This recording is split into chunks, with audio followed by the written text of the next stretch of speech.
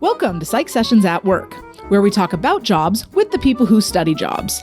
I'm your host, Janet Peters. Each episode in this series features work psychologists that share what it means to be an industrial organizational psychologist, the type of work they do, and reflections from their own career paths. I'm excited to share these insights with you, so let's get to work. Welcome, listeners, to Psych Sessions at Work. I'm your host, Janet Peters from Washington State University. I'm here today with Garth Neufeld, co-founder of your favorite podcast, Psych Sessions. Welcome, Garth. Hey, Janet. Thanks for having me. And congratulations on this labor of love, Psych Sessions at Work. I'm so excited that you're launching this thing. Thank you. I'm super excited about it. Labor of love is definitely an adequate descriptor, but going through the episodes, talking to all these experts, all these IO psychologists has been a joy. So we have a season 1 in the can, and it's going to get released over the next 8 weeks or something. It sounds like what we're going to do is we're going to drop a couple episodes right off the bat, and then weekly these will be coming out. And so Janet, first of all, each episode, as I understand, you can correct me if I'm wrong, is like you talk to one person who is in the workforce, who's in industry, and these are all IO psychologists. Is that right? Yeah. And if it's okay with you, I'll back it up a little bit and tell you a little bit about how I got here and where these folks are coming from. Is as an IO psychologist, an industrial organizational psychologist, I was kind of looking around at the resources that we had and that I'd had colleagues that were teaching IO that maybe didn't have a background in IO, and students that don't know IO or not exposed to it because it's not in intro books. And so I had written this grant through Division II Society of Teaching Psychology, STP, and they very generously funded it. And as part of that grant, I said, let's hear it from the people who are out in the workforce, who are doing the work of IO psychologists to sort of help explain the variety of jobs and industries that IO psychologists work in, to really, in my mind, sort of crack open IO psychology to maybe people who don't have access to those who work in it. So as part of that, I had to write this list of here's different people I want to interview. And the folks that we're interviewing in the series really spans industries. So a couple of them work as they do consulting on the side as part of small tech startups. Some of them work for large companies like Amazon and a major Fortune 20 telecommunications organization, and some in just a variety of industries. Some work as consultants, where they work for a consulting firm and they kind of do contract work for shorts or longer amount of periods of time. Others of them work in one organization, and they work and do all of the HR needs in that organization. So that's who's the guest. It's just this variety of people who do IO psychology out in the wild. And when I ask them, what do you do? Tell me about your job. Tell me about your projects. Were these cold calls, or did you have relationships with these folks, or how did that work? Well, it's a little bit of a mix. I am an IO psychologist, so I have a nice contact list, and so I have colleagues and friends and former graduate school folks who work in a variety. And some of this was cold calling of hey, I think you have a cool job. I think our audience should hear about it. Do you mind talking? And so it's a little bit of a mix. I know some of them, we went to graduate school together, or we worked on a project together, some consulting project together, or it is a cold call. So it's a mix, because I wanted the guest list to be a mix and to be comprised of all the types of work that an IO psychologist might do. So I want to come back to this particular series in a moment, but I also want to just ask you a question, because now, to my knowledge, you had never podcasted before this, right? No. Okay. But how did that process go of learning how to do it, kind of gaining a new skill? Because how many of these did you record? I think I'm at 9 or 10. Yeah. Okay. So you've got some experience under your belt now. So what was it like to learn how to podcast and interview and all that? Yeah, that's the labor of love, where the labor part comes in. The love part was the conversations and the talking. The labor part was the learning really a holistically new skill. I'm a professor, and so I'm used to teaching in a certain way and engaging with my audience in a certain way. And podcasts, that's very different. And so, yeah, it was a labor of love, both from, I think, the skill set of interviewing people. And I think it was a skill set, the literal technical, using buying the hardware, which you were so generous in helping me with, were helping me work with the software, all those types of things. Those were new skills. So it was definitely not a challenge in the sense that it wasn't overly difficult. It just took the commitment to doing it and to learning the skills and to, I tried listening to other podcasts through a really different lens. Usually I listen through a podcast through the lens of like, oh, I want to learn something. And the reasons that many of us listen to podcasts. What I found myself doing was listening to podcasts and start going like, oh, I liked the way they asked that question, or that question elicited a really robust response. That's how I want to ask questions. And I felt like as I got through some of the interviews, I think I got a lot better at interviewing. I mean, all my guests are wonderful, but I think my skills developed the more I interviewed folks. Well, are you releasing these in order of how you did them, or are you mixing them in? It's a mix because of the way I wanted to showcase different jobs and industries. They're not released in chronological order of when I interviewed them. So you probably could notice some of the ones that are earlier, but it's not because they're in chronological order. Right. Okay. Well, I am really looking forward to this, not only because I think you're great. We work together a lot in different ways, but also because I need to hear these things. I am one of those people who was not trained at all, never took an IO course, and now I am teaching an IO course to students who need it at my community college. And I know I'm going to benefit from listening to all of these interviews. But interestingly, I don't think I'm your target audience, am I? No, I mean, I think that people like you can certainly benefit from it and hearing, because then you can share that information with students as you teach these courses. But honestly, a lot of the target audience is for students. It's for the students who want to think about future careers and what's possible. Like that was part of my goal for the grant, was really one of the APA goals of like career exploration and in the thinking about, what do I want to do? What might I be good at? And this is a whole sort of rabbit hole that many listeners might be familiar with, but a lot of psych students love psychology and don't necessarily know what they're going to do with it at the undergraduate level. They don't know, or they go in and they graduate and they go into these jobs and they don't quite see how psychology relates to those jobs. But as an IO psychologist, I mean, I think we all feel this way, but I think as an IO psychologist in particular, I'm like, of course it relates. Like you're working with people. And like, of course those things connect. And so to me, a lot of the audience is really students and saying, listen to people talk about jobs that you might not typically think of when you hear psychologist, because most people, including undergraduate students, when they hear psychologist, they think a clinical or a counseling psychologist or those types of skills. And so part of the joy or the labor of love part, the love part of this was trying to help students see just what is possible using psychology in the workplace, which is somewhere the vast, vast majority of our students will end up in one form or another at any level of education. So students don't have to like be committing to, graduate work and IO psych to get something out of this. I know that there are folks out there who are advocating really hard for even a place for IO psych and intro for all those reasons that you were talking about. And so I could see like some of these interviews being used even in intro courses just to give that broad view of what psychology is and what psychologists can do, right?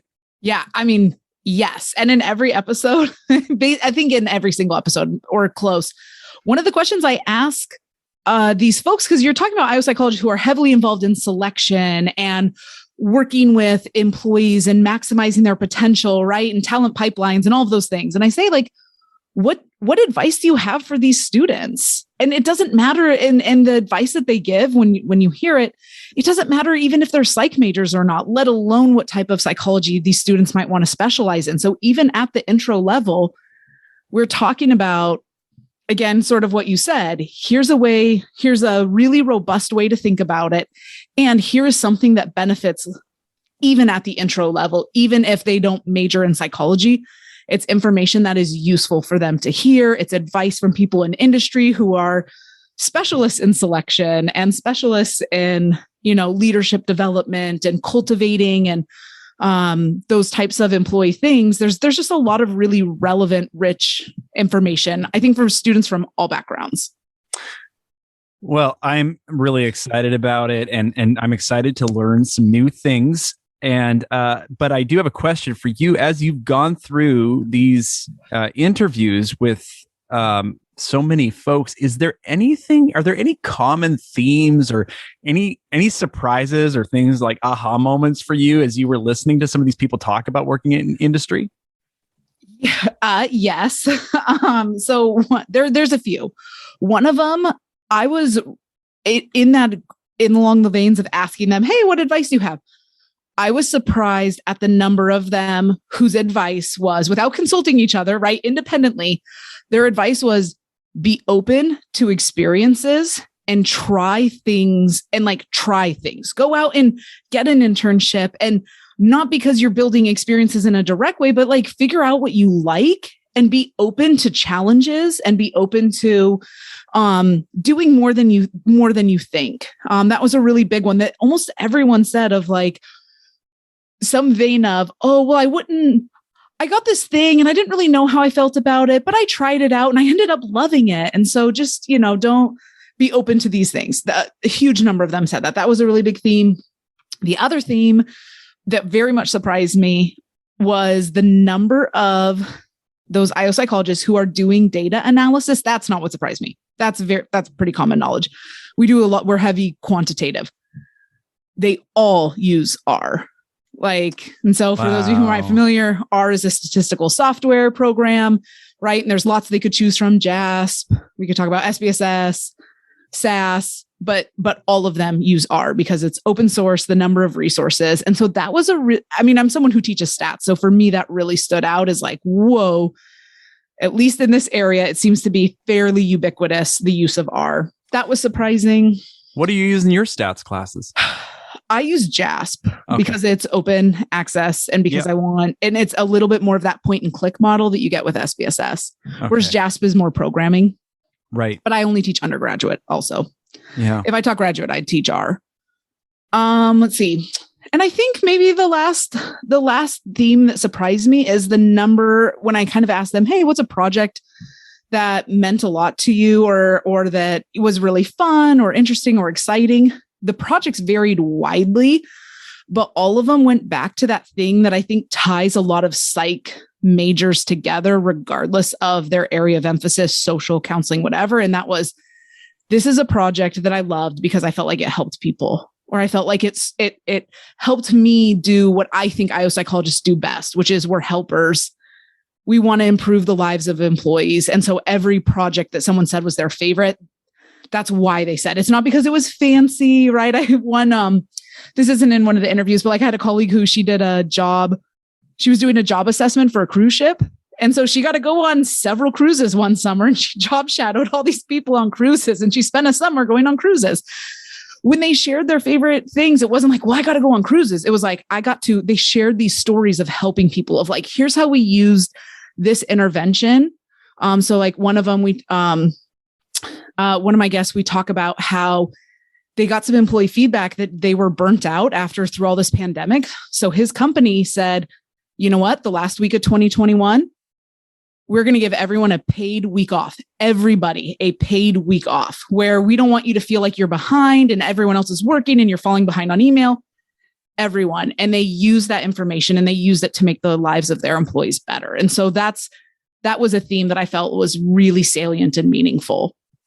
Sounds like students can engage on a lot of different levels. Not only are they going to hear what IO psychologists do, but because all of these IO psychologists have undergraduate degrees in psychology, I think that gets a step closer to what our students are going through and their experience. And so just the fact that you mentioned that, and then in my experience, I think probably yours too, if students are drawn to psychology, there is this like interest in helping themselves, helping other people. And I love that you're making this connection that IO psychology is not just the area of psychology where you can make the most money, by the way. Yes. But you can. but also there's like a humanity to it. It's, sometimes I think even when we do learn about, IO psych, and we think about HR, we think about that's when you get hired, those are the people you have to fill out all the paperwork with. And it just doesn't seem very fun from an outsider. Sometimes I have a feeling that these stories and these people's stories are going to be very engaging and give us a different look at it.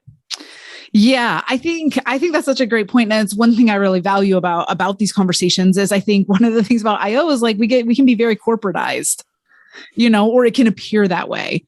And I think when you hear the voices of the people and just their drive to improve that work environment, whether that's through one of the people, she opened up her own coaching practice, right? And she founded her own company, and she helps people who are in a career and they feel kind of stuck, and she helps them take that leap of faith to transition mid-career, which is a bold move. And that's what she does and she gets so much satisfaction of helping them pursue something that is much more meaningful to them. And so I think you hear a lot of that, those underlying, and a lot of them will talk about this. They'll talk about their underlying psychology and counseling skills that they use in IO is very clear. And so I think you see that connection pretty clearly.